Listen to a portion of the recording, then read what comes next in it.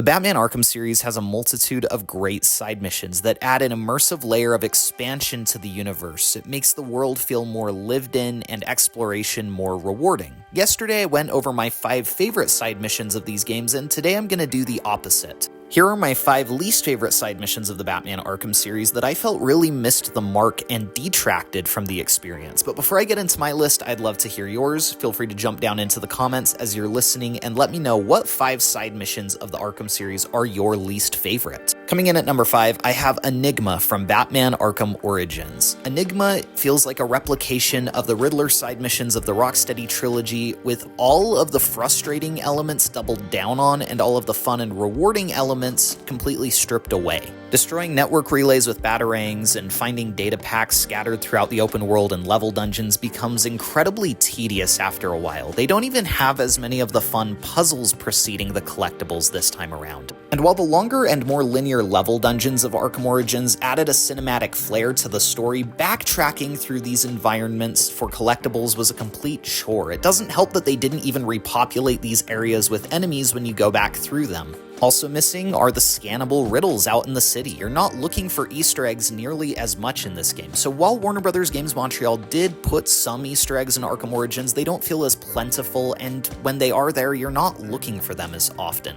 There also isn't really much of a story here. The plot of Enigma in Arkham Origins is that he has taken down your auto navigation points of your Batwing, and you have to go through these towers that he's taken offline and reactivate them. Some of the towers are kind of fun, but there's no interesting final confrontation with Enigma or anything. You just go and collect a Riddler trophy. It feels incredibly anticlimactic after a very underwhelming side mission as a whole. Even the blackmail that Enigma has on some key characters in the story that you can unlock when you collect enough data packs isn't that juicy or interesting. We all know Commissioner Loeb is corrupt. I don't need to listen to an audio log to figure that out. At number 4, I have Campaign for Disarmament. This is the side mission of Arkham Knight that really front-loaded one of the most frustrating mechanics of the game, the tank combat. Mileage will definitely vary here. I'd say that I enjoy the tank combat of Arkham Knight more than the average person, but not enough to justify how much it's used in this side mission. I think if you really enjoy the tank combat mechanics of Arkham Knight, you probably won't detest this side mission as much as I do. Like many side missions of Batman Arkham Knight, Campaign for Disarmament has too many objective points. This side mission could have been cut in half and would have been the better for it. The arenas that you fight through increase in difficulty until they reach a frustratingly overwhelming amount of enemies that you have to plow through before you can complete the objective. Personally, I find Campaign for Disarmament to be too long while simultaneously front-loading the least fun mechanics of the entire game.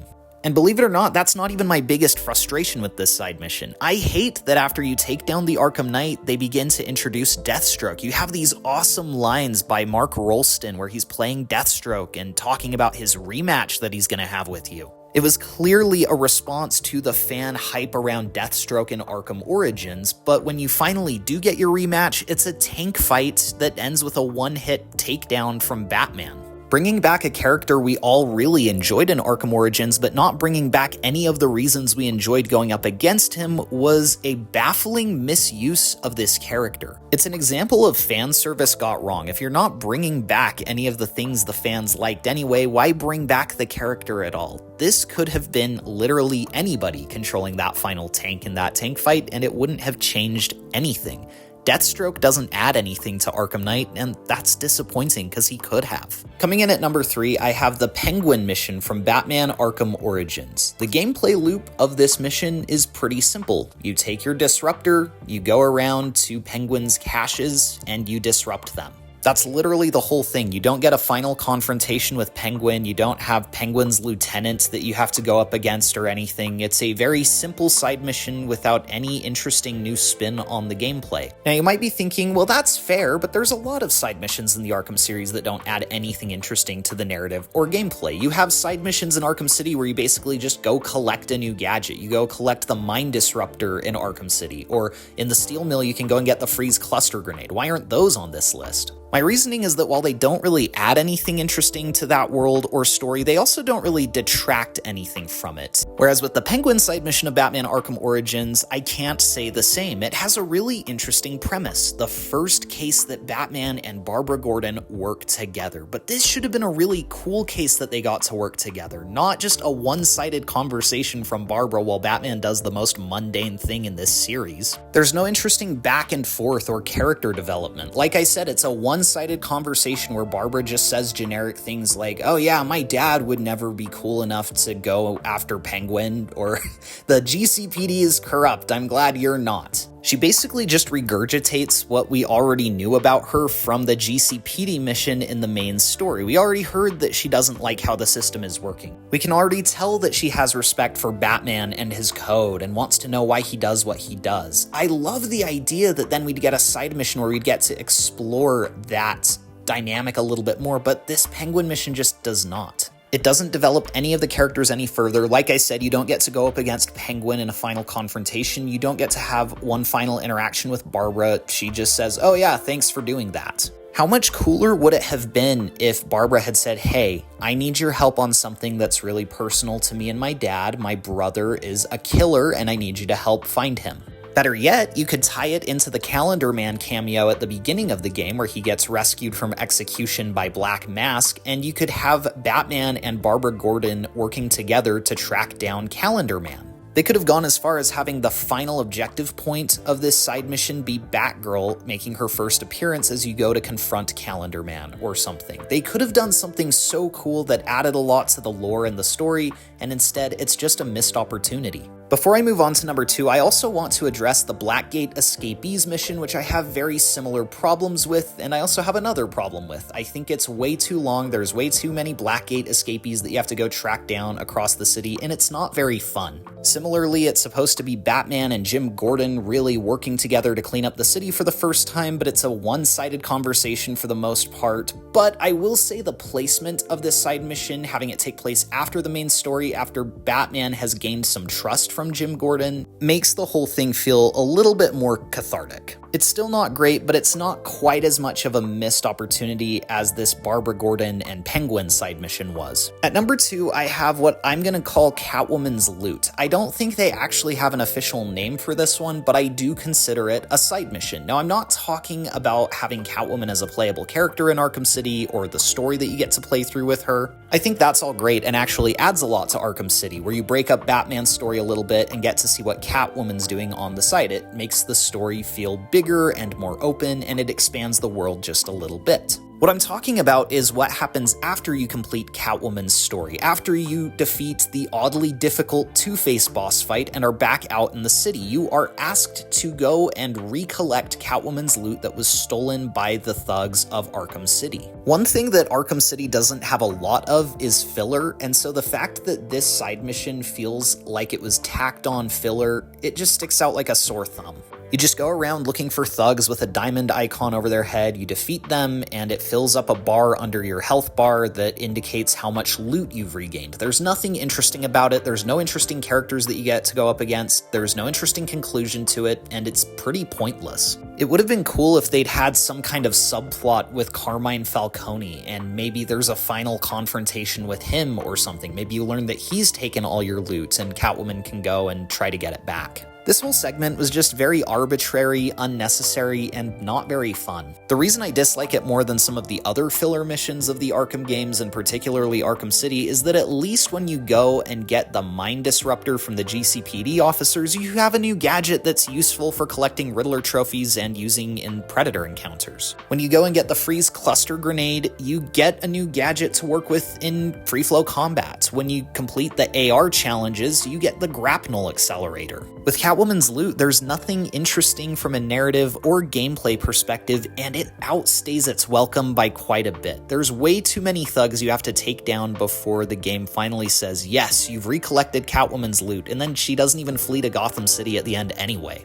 But now let's talk about my least favorite side mission of the Batman Arkham series, the one that I think missed the mark on such an insane level that I still get pissed off every time I play it.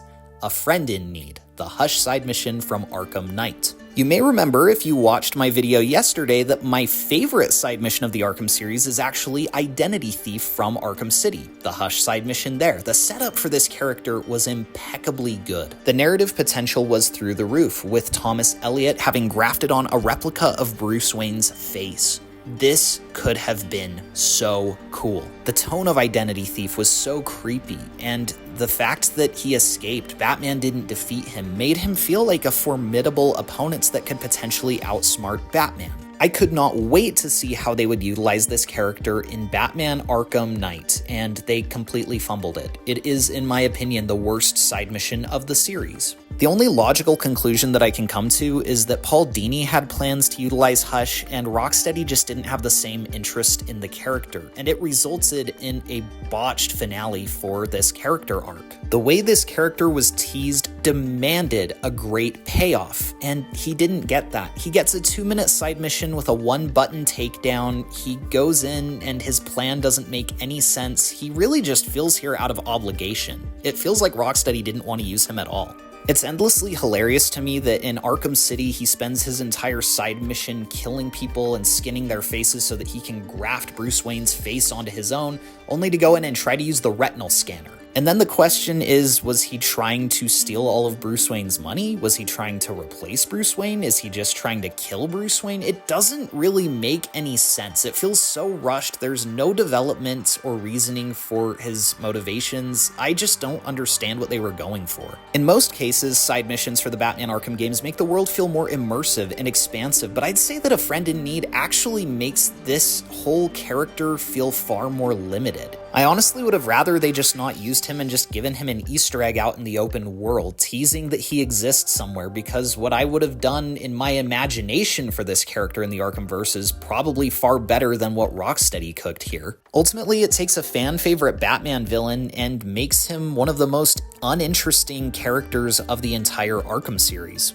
Yesterday, I got a comment from someone saying that they disagreed that the Identity Thief side mission was very good because retroactively, the one in Arkham Knight made it worse. And I can totally understand why some people feel that way. Personally, when I look at Identity Thief on its own merits, I can still really enjoy that one, and again, it's my favorite side mission of the entire series. But to have such an anticlimactic conclusion in Arkham Knight definitely makes it feel less exciting when you're playing through it. I just want to end by saying that the Arkham games are great. The side missions hit far more often than they miss, and the writers and developers did a great job making these worlds feel expansive and super open. And it's actually because of that that the few times they don't stick the landing with some of these side missions, they stick out like sore thumbs and feel really odd because it doesn't match with the rest of the really high quality aspects of these games. But I totally understand, sometimes things don't land the way you're expecting them to, sometimes maybe you don't have the same interest in characters that your fandom does, so it totally makes sense to me. Thank you all so much for checking out this video. Please be sure to like and subscribe if you enjoyed, and again, let me know in the comments below what your 5 least favorite Arkham side missions are. We'll see you guys in the next one.